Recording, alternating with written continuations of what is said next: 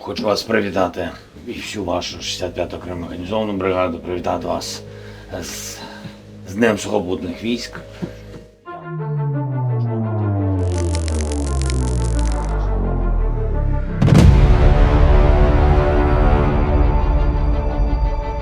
Kanal mengupas ragam isu internasional dari konflik global, ekonomi, dan sosial. Mengapa Zelensky ungkit bantuan Amerika? Pernyataan itu cukup mengejutkan, dan agaknya pemimpin Ukraina Volodymyr Zelensky sengaja ingin memantik kemarahan Washington. Zelensky dalam wawancara dengan Associated Press yang disiarkan pada Minggu 2 Februari 2025 mengatakan, Ukraina tak pernah tahu kemana dana ratusan miliar dolar bantuan Amerika. Rezim Joe Biden mengaku telah menggelontorkan dana hampir 200 miliar dolar untuk Ukraina sejak perang pecah. Presiden Donald Trump yang menggantikan Biden kerap mengulang-ulang angka itu dan menggugat kemurahan hati rezim Biden ke Kiev.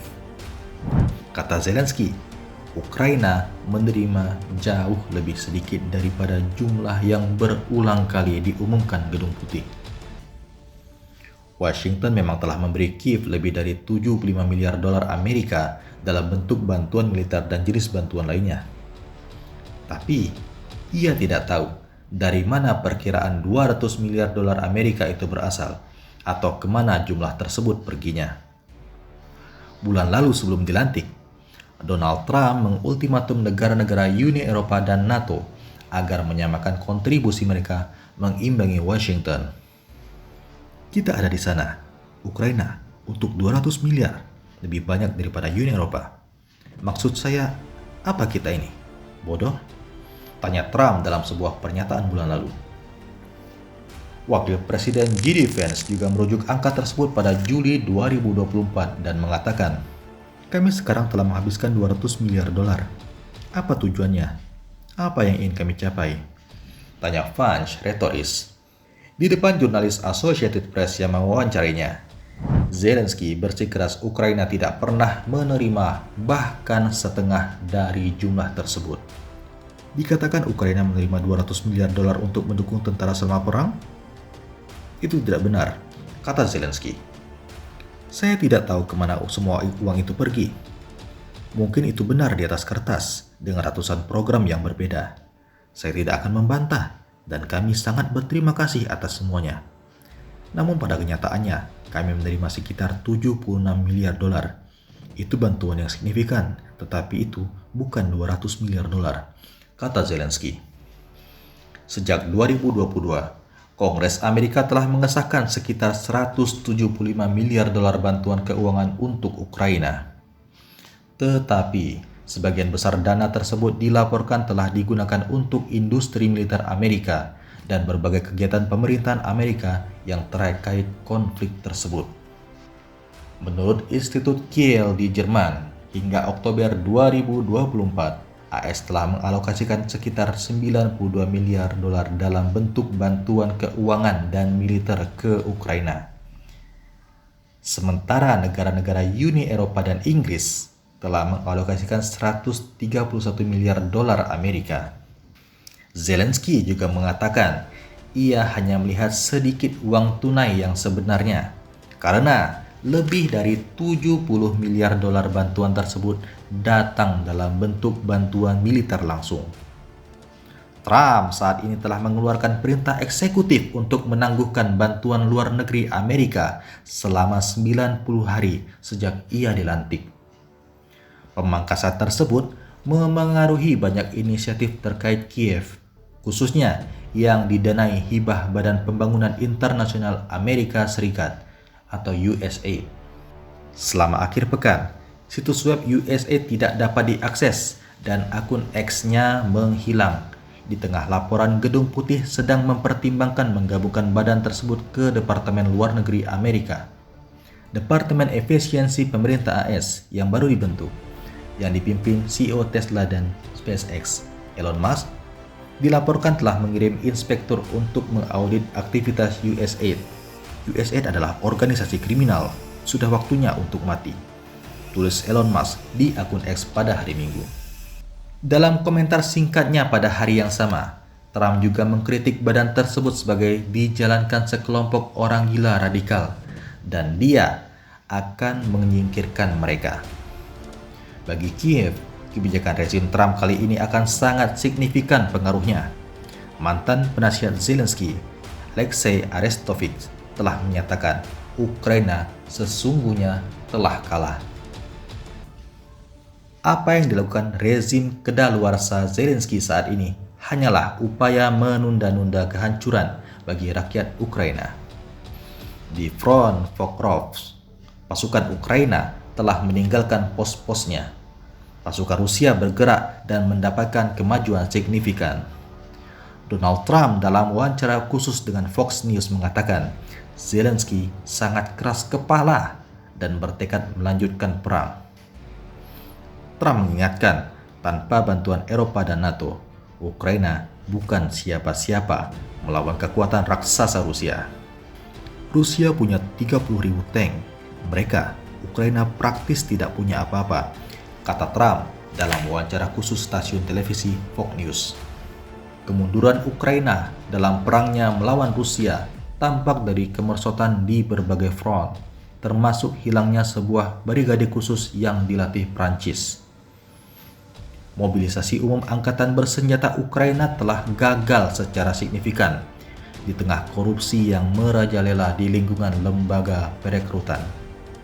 Di antara formasi baru yang dibentuk pada tahun 2024 yang belum mencapai garis depan hanya Brigade Mekanik ke-156. Sementara Brigade Mekanik ke-155, Anna Kieskaya, yang dibentuk dan dilatih di Prancis, memperoleh keterangan paling memalukan. Awalnya, formasi ini dipersiapkan sebagai pasukan ofensif, tetapi menjadi populer di media karena banyaknya desersi tentara. Dengan demikian, pada saat mengirim tentara brigade untuk pelatihan di Prancis, tercatat 935 kasus desersi tempat tugas yang tidak sah, meskipun para prajurit dijaga seperti di penjara. Menurut wartawan, penyebabnya adalah kurangnya pelatihan tempur yang tepat. Kasus-kasus ini dan kasus-kasus lainnya dengan jelas menunjukkan kegagalan untuk menciptakan brigade seri ke-150 dan ke-160. Masalah utama brigade-brigade tersebut adalah kurangnya perwira yang berkualifikasi di posisi komando. Ukraina telah kehabisan personel yang waras atau berpengalaman dalam memimpin setidaknya satu batalion dalam situasi pertempuran yang sesungguhnya. Dengan begitu, sulit mendengar kiprah brigade-brigade elit Ukraina yang baru dalam waktu dekat. Volodymyr Zelensky telah memuaskan egonya dan memberi makan kekuatan pendukungnya di barat dengan ilusi serangan balik di masa mendatang. Sementara para komandan militer Ukraina mendapat kesempatan untuk mencuri uang dan bepergian ke luar negeri tanpa hambatan. Di garis depan, para personil brigade tempur itu mendapat peluang bagus untuk membelot tepat waktu demi menyelamatkan nyawa mereka. Zelensky, selain mengungkit bantuan Amerika, juga mengancam komunikasi langsung elit Washington dengan Moskow.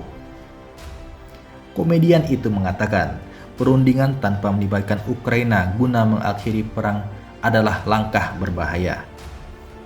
Volodymyr Zelensky tercatat pernah menekan dekret yang melarang negosiasi perdamaian dengan Moskow pada tahun 2022. Keputusan itu diambilnya beberapa bulan setelah Perdana Menteri Inggris Boris Johnson terbang ke Kiev guna menyabotase perundingan damai Ukraina-Rusia di Istanbul, Turki.